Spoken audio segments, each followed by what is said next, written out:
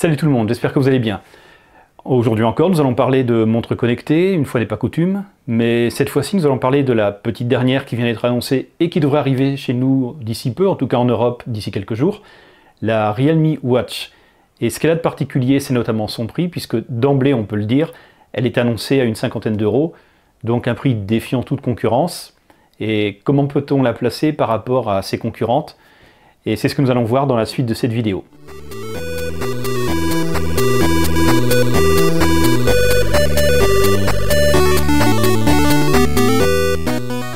Alors, cette Realme Watch, au-delà évidemment de son design et de son format carré qui fait dire à beaucoup de monde que c'est encore un clone d'Apple Watch, format carré, j'ai déjà dit à plusieurs reprises pour la Mi Watch ou l'Oppo Watch, il n'y a pas 50 options, soit les rondes, soit les carrés. Si elle est carrée, on ne peut pas dire à chaque fois que c'est un clone de l'Apple Watch, en tout cas pas aussi basiquement. Eh bien, ce que l'on peut dire, c'est qu'il y a un écran LCD TFT, donc c'est loin en termes de rendu des écrans OLED que l'on retrouve habituellement sur les montres. C'est la première grosse différence. Donc déjà, le prix commence à trouver une première explication. L'écran est beaucoup plus basique. Il est également il couvre moins de surface sur la montre, puisqu'il ne couvre que 67%. Et on le voit sur certains visuels, c'est notamment sur la partie basse de la montre, où il y a quand même une bande relativement importante. Donc ça sera une montre qui, lorsqu'elle est allumée, on ne pourra pas la confondre avec une Apple Watch, ou même une Oppo Watch, ou une Mi Watch. Donc c'est déjà quelque chose de bien plus basique sur ce premier aspect. Je vous mets à l'écran quelques-unes des caractéristiques, et notamment on voit qu'elle a quand même un nombre de pixels inférieur.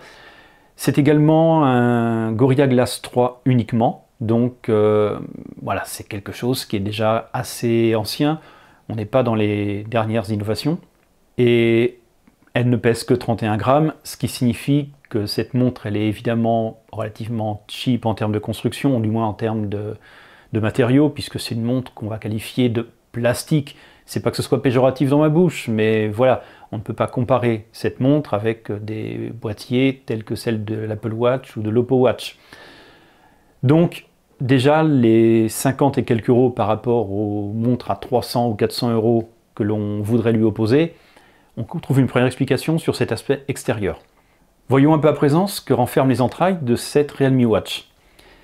Alors déjà, écoutez, moi j'ai quelques surprises, parce que le processeur que l'on retrouve à l'intérieur, c'est le Snapdragon Wear 3100, et c'est tout simplement le processeur le plus récent, le plus puissant, pourrions-nous dire, de Qualcomm pour les montres connectées.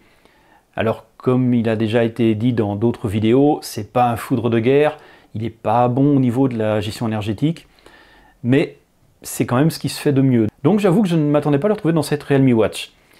Et autre surprise, elle est dotée d'1 Go de RAM et de 8 Go de stockage, ce que l'on peut retrouver notamment par exemple sur l'Oppo Watch. Donc déjà ces premiers aspects techniques, c'est une première grosse surprise parce que je m'attendais à quelque chose d'un peu plus light, je vous l'avoue. Par contre, il va lui manquer certains capteurs. Notamment, donc, nous avons un accéléromètre et un cardio-fréquence-mètre, c'est standard. Mais il n'y aura pas de GPS ni de gyroscope. Donc voilà, il y a certains capteurs présents, d'autres qui ne le sont pas.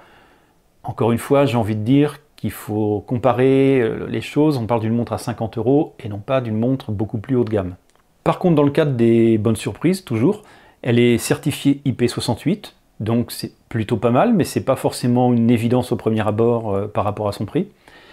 Et alors IP68, pour celles ou ceux qui se posent la question, c'est la certification comme quoi elle peut être plongée à 1 mètre de profondeur durant 30 minutes, enfin bref, en gros vous pourrez aller dans la piscine avec et sous la douche. Nous avons également le Bluetooth 5.0, là aussi c'est un très bon point.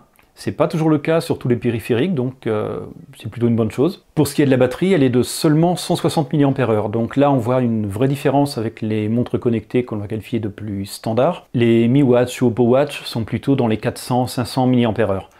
Donc là vraiment une batterie nettement moins costaud. Et Realme par contre annonce une autonomie de 7 à 9 jours, et il précise en fait que ce serait 7 jours avec le rythme cardiaque en continu activé et 9 jours sans. Bon, j'ai plutôt l'impression que c'est quand même 7 à 9 jours d'autonomie, mais en mode veille. Je doute fort que ce soit en utilisation standard continue. Ça me paraît quasiment impossible, notamment avec ce processeur qui n'est pas du tout réputé pour avoir une bonne gestion énergétique.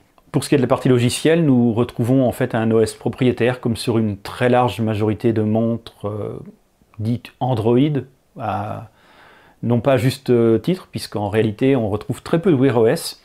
Je voyais une statistique ces derniers jours, comme quoi Wear OS ne représenterait que 4% des montres connectées actuellement sur le marché. Je pense que c'est en termes de montres vendues. Et ce chiffre est en baisse continuelle. Donc on voit bien que l'OS de Google pour les montres connectées est en perdition ou semi-perdition. J'espère vraiment que Google va faire un effort important dessus. Bon, quoi qu'il en soit, nous sommes ici sur un OS propriétaire, donc interne à Realme. Alors en fait, cet OS et cette montre est plutôt orientée vers le suivi des activités sportives.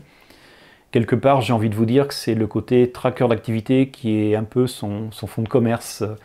Mais c'est le cas d'ailleurs de beaucoup de montres connectées en règle générale, hein. C'est vraiment sur les suivis de la santé, ce genre de choses, que s'orientent de plus en plus les fabricants de montres connectées et de bracelets connectés. Realme nous annonce le suivi sportif de 14 activités différentes. Realme nous signale dans ses graphiques, dans les visuels de son site, que le suivi cardiaque et le taux de saturation d'oxygène dans le sang sont très proches des outils professionnels. Graphique à l'appui, après c'est de la communication. Je pense que comme tout ce qui est montre connectée, tracker d'activité, il faut prendre avec quand même certaines pincettes ce type de suivi. Il reste quand même à démontrer leur réelle fiabilité. On retrouve bien sûr les notifications qui apparaissent sur cette montre connectée. Alors d'après Realme, dans leur communication, ils nous disent que toutes les principales applications sont gérées. Alors je ne sais pas comment il faut prendre cette affirmation. Est-ce que ça signifie qu'il y a juste une liste X de logiciels dont les notifications sont possibles sur la Realme Watch, ou comme la plupart normalement des montres connectées ou bracelets de suivi d'activité, on peut plus ou moins retrouver tout ce qui est installé sur le téléphone. C'est pas très clair à ce sujet, et je serais curieux, je n'ai pas vu de capture d'écran pour l'instant, je n'ai pas vu d'image, je serais curieux de voir sous quelle forme s'affichent ces notifications. Est-ce qu'elles utilisent au maximum la surface de l'écran? Ce que j'espère, puisque c'est quand même l'attrait de ce type de montre, de ce format, c'est d'avoir un meilleur affichage par rapport à une montre ronde, où souvent la gestion est un peu aléatoire, et par rapport aux bracelets de suivi d'activité, qui sont souvent beaucoup plus succincts. Alors cette montre, elle est reliée à l'application Realme Link, qui est téléchargeable sur votre téléphone. C'est la même application que le bracelet connecté, enfin le tracker d'activité qui a été lancé en même temps. Après, quand on regarde quand même les spécifications de cette montre, notamment au niveau de l'OS, j'ai envie de dire que c'est plus un tracker connecté ayant une forme de montre qu'une vraie montre connectée au sens où nous l'entendons en règle générale. Mais ceci dit, ce n'est pas du tout péjoratif, et si on prend la comparaison avec pas mal d'autres montres, on sera finalement assez proche de ce qu'elles font, c'est-à-dire suivre les activités sportives. Vous montrez vos notifications, affichez l'heure, c'est tout bête à dire, mais bon, ça fait partie du job. Lors du lancement, il y a 12 écrans disponibles. Alors je parle évidemment des écrans, ce que l'on appelle communément les watch face, et il est annoncé qu'il y en aura environ une centaine lors de la prochaine mise à jour significative. Par contre, j'ignore totalement quand est-ce qu'elle doit arriver. Alors la disponibilité en Europe, du moins dans certains pays européens, c'est le 22 juin, donc dans quelques jours.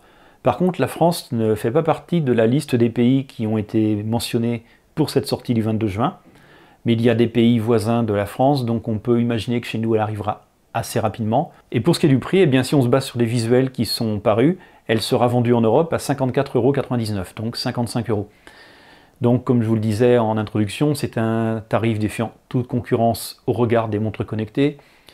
Maintenant, en guise de conclusion, ce que l'on peut dire, c'est que cette montre connectée, elle n'a pas grand-chose de similaire avec les Apple Watch, Oppo Watch, Mi Watch et autres montres Samsung et compagnie ou Huawei. C'est une montre qui est quand même, et là c'est pas du tout péjoratif ce que je veux dire, c'est une montre beaucoup moins qualitative en termes de fabrication. C'est, comme je vous le disais, c'est plus un bracelet connecté avec une forme de montre, mais finalement par rapport à ce qui se fait, est-ce que cette montre sera si pénalisante que ça? Je pense que ces 55 €, elle les vaudra largement. En tout cas, bon premier regard, je suis passé dessus très vite en me disant c'est gadget. Et un deuxième regard, en faisant un peu plus attention à la fiche technique, à ce qu'on va finalement en obtenir, eh bien je me dis qu'elle est peut-être pas si inintéressante que ça. Bon par contre, je pense qu'à l'usage, son écran va faire que son prix, on va clairement le comprendre. Je pense que l'écran d'abord il ne va pas être très qualitatif et je crains qu'il ne soit pas hyper réactif sur le côté tactile. Bon, tout ça on verra quand elle sera disponible, qu'elle aura été essayée. La question de l'autonomie se pose quand même parce que les 7 à 9 jours me laissent très perplexe, surtout avec la batterie de 160 mAh. Et donc on verra quand elle sera disponible chez nous, on verra ce qu'elle donne réellement. En attendant, bienvenue à Realme dans l'univers des montres connectées. J'espère que cette vidéo vous a intéressé, que cette Realme Watch vous intéresse également. N'hésitez pas à partager la vidéo sur les réseaux sociaux, n'hésitez pas à la commenter, à la liker. Dites-moi ce que vous pensez de cette Realme Watch, comment vous la percevez, est-ce que vous la trouvez intéressante, est-ce que vous dites que c'est vraiment gadget et que ça n'a pas vraiment d'intérêt. Je suis curieux d'avoir vos retours sur le sujet. En attendant, je vous dis à très bientôt dans une prochaine vidéo. Salut tout le monde!